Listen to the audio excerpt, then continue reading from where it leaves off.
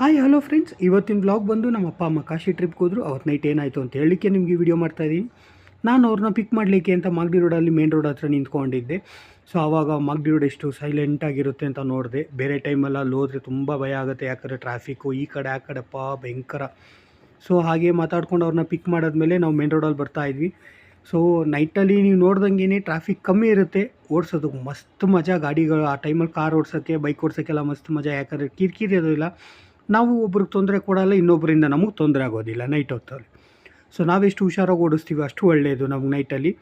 So ಹಾಗೆ ಮಾತಾಡ್ಕೊತ ಹೋಗ್ತಾಯಿದ್ವಿ. Night drive ಬಗ್ಗೆನೂ ತುಂಬ ಮಾತಾಡ್ತಾಯಿದ್ವಿ. ಸೊ ನೈಟಲ್ಲಿ ಕಾರ್ ಓಡಿಸೋದು ಸ್ವಲ್ಪ ಕಷ್ಟನೇ, ಯಾಕಂದರೆ ಎದುರುಗಡೆ ಹೈ ಬೀಮ್ ಸಿಟಿ ಲಿಮಿಟ್ಸಲ್ಲಿ ಹೈ ಬೀಮ್ ಹಾಕ್ಕೊಂಬರ್ತಾರೆ. ಅದೇನು ಹೇಳಬೇಕು ಜನರಿಗೆ ನಮ್ಗೆ ಸೀರಿಯಸ್ ಆಗಿ ಗೊತ್ತಿಲ್ಲ. ಸೊ ಬಟ್ ಏನು ಮಾಡೋಕ್ಕಾಗಲ್ಲ, ಇಡಿಯಟ್ಸ್ ಆರ್ ಎವ್ರಿವೇರ್ ಅಂತ ಹೇಳ್ತಾರೆ. ಸೊ ಆ ಥರ ಮಾತಾಡ್ಕೊಂಡು ಬರ್ತಾಯಿದ್ವಿ. ಚೆನ್ನಾಗಿತ್ತು. ಅವ್ರಿಗೆ ಇದು ಫಸ್ಟು ಫ್ಲೈಟ್ ಟ್ರಿಪ್ ಆಗಿದ್ದರಿಂದ ಅವರು ತುಂಬ ಜೋಶಲ್ಲಿದ್ದರು, ತುಂಬ ಖುಷಿಲಿದ್ದರು. ಸೊ ಅವ್ರಿಗೊಂದು ಎಕ್ಸೈಟ್ಮೆಂಟು, ಇಷ್ಟು ವರ್ಷದಲ್ಲಿ ನಾವು ಫಸ್ಟ್ ಟೈಮ್ ಫ್ಲೈಟಲ್ಲಿ ಹೋಗ್ತಾಯಿದ್ದೀವಿ ಅಂತ. ಸೊ ಈ ಕಾಶಿ ಟ್ರಿಪ್ ಬಂದು ನಾವು ತುಂಬ ದಿನದಿಂದ ಪ್ಲ್ಯಾನ್ ಮಾಡ್ತಾಯಿದ್ವಿ. ಬಟ್ ನನಗೆ ಕೆಲವೊಂದು ಕಾರಣಗಳಿಂದ ನಾನು ಹೋಗೋಕ್ಕಾಗ್ತಾ ಇರಲಿಲ್ಲ. ತುಂಬ ಆಫೀಸಲ್ಲಿ ರಜಾ ಇರದೇ ಇರೋದು, ಕೆಲವೊಂದು ಪ್ರಾಬ್ಲಮ್ ಆಗ್ತಾಯಿತ್ತು, ಹೋಗೋಕ್ಕಾಗ್ತಾಯಿಲ್ಲ. ಅವ್ರು ಹೆಂಗಪ್ಪ ಕಳಿಸೋದು ಅನ್ನೋಷ್ಟರಲ್ಲಿ ನಮ್ಮ ಅತ್ತೆ ಮಕ್ಕಳಿಬ್ರು ನಾವು ಹೋಗ್ತಾಯಿದ್ದೀವಿ ಅಂದರು. ಸೊ ಅವರಿಬ್ಬರನ್ನ ಕಳಿಸ್ದೆ. ಸೊ ನಾನು ಹಿಂಗೆ ಬ್ಯಾಂಗ್ಳೂರು ಸಿಟಿ ಒಳಗಿಂದ ಹಂಗೆ ಬಳ್ಳಾರಿ ರೋಡ್ಗೆ ಹೋದಾಗ ನನಗೆ ಬ್ಯಾಂಗ್ಳೂರು ರೋಡಲ್ಲಿ ಎಲ್ಲೂ ಟ್ರಾಫಿಕ್ ಅಷ್ಟೊಂದು ಕಾಣಲಿಲ್ಲ. ಬಳ್ಳಾರಿ ಹೋಗೋದು ಇಷ್ಟು ಗಾಡಿಗಳು ನೋಡಿದಾಗ ಇಷ್ಟು ಜನ ಓಡಾಡ್ತಾರೆ ನೈಟಲ್ಲಿ ಅನ್ನಿಸ್ತು. ಈ ಮಾಲ್ ಆಫ್ ಏಷ್ಯಾದೆಲ್ಲ this is the costliest mall, ಯಾಕಂದರೆ ಇಲ್ಲಿ ಪಾರ್ಕಿಂಗ್ ಫೀಸೇ ತುಂಬ ಕಾಸ್ಟ್ಲಿ. ಲಾಸ್ಟ್ ಟೈಮ್ ನಾನು ಹೋದಾಗ 150 ರೂಪೀಸ್ 200 ರೂಪೀಸ್ ಏನೋ ಪೇ ಮಾಡಿದ್ದೀನಿ. ಎಷ್ಟೊತ್ತು ಬರೀ 30 ಮಿನಿಟ್ಸ್ ಕುಂಡ್ರಿಸಿದ್ದಕ್ಕೆ ನಂಗೆ ಅಲ್ಲಿಗೆ ಸಾಕಾಗೋಯ್ತು. ಮತ್ತು ಹೋಗೋಕ್ಕೆ ಆಗಿಲ್ಲ ನನ್ನ ಕೈಯಲ್ಲಿ. ಹೋಗಲು ಇಲ್ಲ ಅಂದ್ಕೊಳ್ಳಿ ನಾನು, ಯಾಕಂದರೆ ಆ ಕಡೆ ಕೆಲಸ ಏನೂ ಇರಲಿಲ್ಲ ಅಷ್ಟೇ. ಸೊ ಹೀಗೆ ನಾನು ಏರ್ಪೋರ್ಟ್ ರೋಡಲ್ಲಿ ಹೋಗಬೇಕಾದ್ರೆ ನನಗೆ ಇಷ್ಟು ಜನ ನೋಡಿ, ಇಷ್ಟು ಓಡಾಡ್ತಾರೆ. ಊರುಗಳಿಗೆ ಹೋಗೋರು, ನೈಟಲ್ಲೂ ಟ್ರಾವೆಲ್ ಮಾಡೋರು, ಅಂದರೆ ನೈಟಲ್ಲಿ ಟ್ರಾವೆಲ್ ಮಾಡೋರ್ಗೆ ಒಂಥರ ಖುಷಿ ಅನಿಸುತ್ತೆ. And big shout out our cab drivers, ಯಾಕಂದರೆ 24/7 ವರ್ಕ್ ಮಾಡ್ತಾರೆ, ಜನರನ್ನ ಒಂದು ಎಂಡಿಂದ ಇನ್ನೊಂದಕ್ಕೆ ಕರ್ಕೊಂಡು ಹೋಗ್ತಾರೆ. ಆ್ಯಂಡ್ ಏರ್ಪೋರ್ಟ್ಗೆ ಹೋಗೋ ಟ್ಯಾಕ್ಸಿ ಡ್ರೈವರ್ಗಳಿಗಂತೂ ಹ್ಯಾಟ್ಸ್ ಆಫ್ ಹೇಳಬೇಕು. ಯಾಕೆ ಗೊತ್ತಾ, ಅವರು ಪಾರ್ಕಿಂಗ್ ಎಲ್ಲೋ ಇರುತ್ತೆ, ಡ್ರಾಪ್ ಪಾಯಿಂಟ್ ಎಲ್ಲೋ ಇರುತ್ತೆ, ಪಿಕಪ್ ಪಾಯಿಂಟ್ ಎಲ್ಲೋ ಇರುತ್ತೆ, ಆದರೂ ಅಲ್ಲಿಂದ ಅಲ್ಲಿಗೆ ಟ್ರಾವೆಲ್ ಮಾಡಿ ಆ ರೋಡಲ್ಲೆಲ್ಲ ಓಡಿಸ್ತಾರೆ ನೋಡಿ, ಅದಕ್ಕೊಂದು ಹ್ಯಾಟ್ಸ್ ಆಫ್ ಹೇಳಬೇಕು.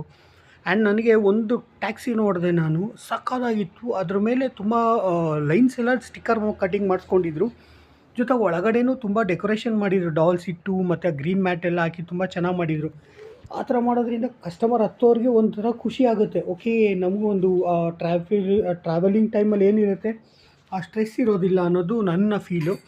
ಸೊ ಹಾಗೆ ಮಾತಾಡ್ತಾ ನಾನು ನಮ್ಮ ಅತ್ತೆ ಮಕ್ಕಳನ್ನ ಏರ್ಪೋರ್ಟ್ ಟೋಲ್ ಹತ್ರ ಪಿಕ್ ಮಾಡಿದೆ.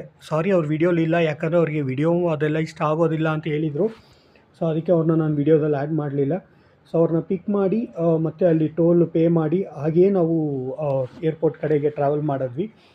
ಸೊ ಈ ಸಲ ನಮ್ಮ ಅಪ್ಪ ಅಮ್ಮ ಅದೃಷ್ಟ ನೋಡಿ ಟರ್ಮಿನಲ್ 2 ಇಂದ ಸಿಕ್ಕಿತ್ತು. ಯಾಕೆಂದರೆ ಟರ್ಮಿನಲ್ 1 ಚೆನ್ನಾಗಿದೆ, ಇಲ್ಲ ಅಂತ ಹೇಳಲ್ಲ. ಟರ್ಮಿನಲ್ 2 ಒಳಗಡೆ ಡಿಸೈನ್ ಇರ್ಬೋದು, ಅದೆಲ್ಲ ತುಂಬ ಚೆನ್ನಾಗಿದೆ. ನನಗಂತೂ ಭಯಂಕರ ಹೊಟ್ಟೆ ಉರಿತಾಯಿತ್ತು. ಯಾಕೆ ಹೇಳಿ, ನಮ್ಮ ಅಪ್ಪ ಅಮ್ಮ ಟರ್ಮಿನಲ್ 2 ಹೋಗ್ತಾ ಇದ್ದಾರೆ, ಅಲ್ಲಿ ಒಳಗಡೆ ಆ್ಯಂಬಿಯನ್ಸ್ ಎಲ್ಲ ಎಂಜಾಯ್ ಮಾಡ್ತಾರೆ. ಅದು ನನಗೆ ತುಂಬ ಬೇಜಾರಾಗ್ತಿತ್ತು, ಯಾಕಂದರೆ ನಾನು 2 ಸಲ ಹೋದಾಗಲೂ ನಂಗೆ ಟರ್ಮಿನಲ್ 1 ಸಿಕ್ಕಿತ್ತು. ಅಟ್ಲೀಸ್ಟ್ ವಾಪಸ್ ಬಂದಾಗಾದ್ರು ಟರ್ಮಿನಲ್ 2 ಸಿಗುತ್ತಾ ಅಂದರೆ ಇಲ್ಲ, ಟರ್ಮಿನಲ್ 1 ಸಿಕ್ತಿತ್ತು. ನಂಗೆ ಅದು ತುಂಬ ಬೇಜಾರಾಗ್ತಿತ್ತು. ಬಟ್ ಅವರು ಎಂಜಾಯ್ ಮಾಡ್ತಾರೆ ಅನ್ನೋದು ಒಂದು ಕಡೆ ಖುಷಿ. ಸೊ ಹಾಗೆ ಏರ್ಪೋರ್ಟ್ ರೋಡ್ ಅದು ಎಷ್ಟು ವೈಡ್ ಇದೆ ಅಂತ ನಿಮಗೂ ಗೊತ್ತು. ಸೊ ಯಾರು ಹೋಗಿಲ್ಲ, ಒಂದು ಸಲ ಒಂದು ಎಕ್ಸ್ಪೀರಿಯೆನ್ಸ್ ಮಾಡಿ ಅಲ್ಲಿ, ಯಾಕಂದರೆ ಸಕ್ಕತ್ತಾಗಿದೆ ರೋಡ್ ಮಾತ್ರ. ಆ ಫೀಲ್ ಏನಿದೆ ರೋಡಲ್ಲಿ ಅದು ಒಂಥರ ಮಜಾ ಕೊಡುತ್ತೆ. ಅದು ನೈಟ್ ಟೈಮಲ್ಲಿ ಟ್ರಾವೆಲ್ ಮಾಡೋದಂತೂ ಇನ್ನೊಂದು ಥರ ಮಜಾ ಅದು.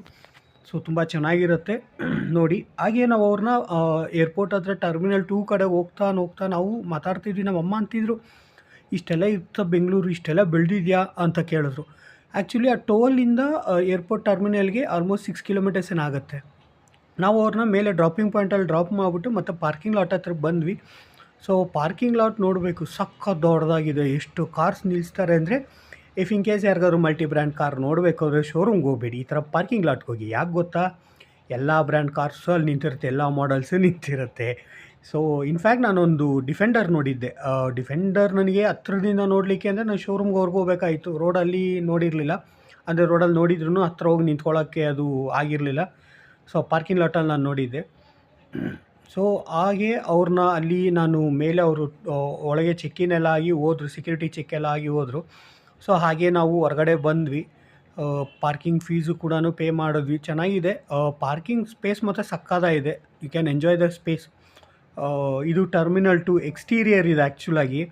ಸೊ ಆಚೆನೇ ಇಷ್ಟು ಗ್ರ್ಯಾಂಡಾಗಿದೆ ಅಂದರೆ ಒಳಗಡೆ ಇನ್ನೆಷ್ಟು ರಿಚ್ ಆಗಿರ್ಬೇಡ ಯೋಚನೆ ಮಾಡಿ ಫ್ರೆಂಡ್ಸ್. ಯಾರ್ಯಾರು ಹೋಗಿದ್ದೀರೋ ಒಂದ್ಸಲ ನೋಡಿ ಇವರೇ ಟ್ರಿಪ್ ಹೋಗೋ ಮುಂಚೆ ಫುಲ್ ಜೋಶಲ್ಲಿದ್ದಾರೆ. Early morning flight but full ಜೋಶು. ಸೊ ವಾಪಸ್ ಬರ್ತಾ ಅಲ್ಲೇ ಒಂದು ಕಡೆ ಕಾಫಿ ನೋಡಿದೆ. ನನಗೆ ಕಾಫಿ ಅಂದರೆ ತುಂಬ ಇಷ್ಟ. ಸೊ ಕಾಫಿ ನೋಡಿದ ತಕ್ಷಣ ಗಾಡಿ ಸೈಡ್ಗೆ ಹಾಕ್ದೆ, ಕಾಫಿ ನೋಡ್ತಾ ಇದ್ದೆ. ಕಾಫಿ ಕುಡಿತಾ ನಾನು ಮೊಬೈಲ್ ನೋಡ್ತಾ ಇದ್ದೀನಿ. ಸೊ ಕಾಫಿ ಅಂದರೆ ಪ್ರಾಣ ಆ್ಯಕ್ಚುಲಾಗಿ ಹೇಳ್ಬೇಕು ಅಂದರೆ ಕೋತಾಸ್ ಕಾಫಿ. ಸೊ ಅವ್ರದ್ದೊಂದು ಔಟ್ಲೆಟ್ ಇತ್ತು ಅಲ್ಲೇ ಆಚೆಗಡೆ ಏರ್ಪೋರ್ಟ್ ಟರ್ಮಿನಲ್ 2 ಆಚೆಗಡೆ.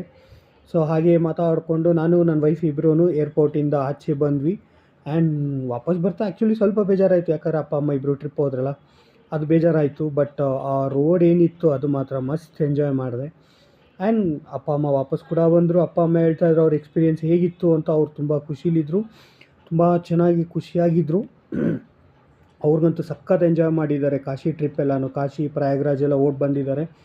ಕುಂಭಮೇಳ ಟೈಮಲ್ಲಿ ಹೋಗಬೇಕು ಅಂತ ತುಂಬ ಆಸೆ ಪಟ್ಟರು. ಬಟ್ ಆ ಟೈಮಲ್ಲಿ ಆ ಕ್ರೌಡು ಅದ್ರ ಬಗ್ಗೆ ಎಲ್ಲ ನೋಡಿ ಅವ್ರಿಗೆ ನಾವು ಹ್ಯಾಂಡಲ್ ಮಾಡೋಕ್ಕಾಗಲ್ಲಪ್ಪ, ನಮ್ಗೆ ಅಲ್ಲಿ ಇದೆಲ್ಲ ಆಗೋಲ್ಲ, ಸೊ ನಾವು ಕುಂಭಮೇಳ ಆದಮೇಲೆ ಹೋಗ್ತೀವಿ ಅಂತ ಹೇಳಿದ್ರು. ಸೊ ಅವ್ರನ್ನ ಕಳಿಸ್ಕೊಟ್ಬಿಟ್ಟು ನಾವು ಈಗ ವಾಪಸ್ ಮನೆ ಕಡೆಗೆ ದಾರಿ ಮಾಡಿದ್ವಿ.